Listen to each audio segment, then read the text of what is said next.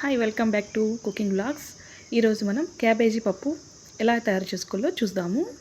నేను క్యాబేజీ పప్పును కుక్కర్లో చేస్తున్నానండి. ముందుగా ఒక కుక్కర్ని తీసుకునేసి అందులోకి కందిపప్పు వేసి ఒక 1 విజిల్ వచ్చే వరకు కుక్కర్లో మెత్తగా ఉడికించుకు పెట్టుకోండి. పక్కన అందులోపల మనం తరకారీ కట్ చేసుకుందామండి. నేను క్యాబేజీని ఒక హాఫ్ క్యాబేజీని కట్ చేసుకుంటున్నాను. హాఫ్ క్యాబేజీని ఒక సన్నగా కట్ చేసుకోవాలండి. అలాగే కొత్తిమీర కూడా కట్ చేసుకుని పక్కన పెట్టుకోండి. అందులోకి మనం టమాటా కూడా యాడ్ చేసుకోవాలి. నేను ఒక 4 టమాటా యాడ్ చేస్తున్నాను.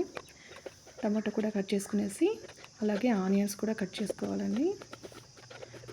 ఆనియన్ కట్ చేసుకున్న తర్వాత అందులోకి కొన్ని తెల్లబాయలు కచ్చాపచ్చగా ఒక దంచుకొని పక్కన పెట్టుకోవాలండి.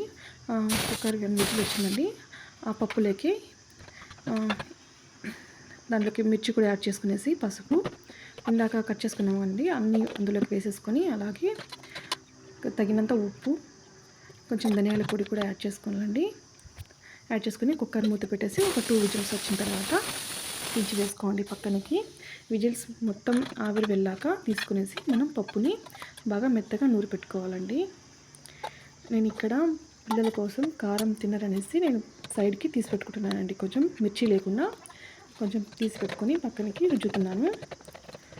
ఇలాగ బాగా మెత్తగా రుచుకున్న తర్వాత అందులోకి మనం పక్కన పెట్టుకున్నాం కదండి వాటరు, మంచి పెట్టుకున్న వాటర్, ఆ వాటర్ని కూడా అందులోకి యాడ్ చేసుకుని ఎవరైనా సబ్స్క్రైబ్ చేసుకోకపోతే ప్లీజ్ టు సబ్స్క్రైబ్ అండి.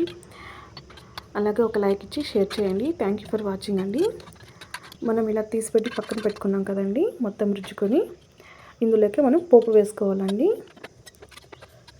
పోపు వేసుకునేసి మనం రుచుకున్న పప్పు చారులోకి వేసుకునేసి అంతేనండి.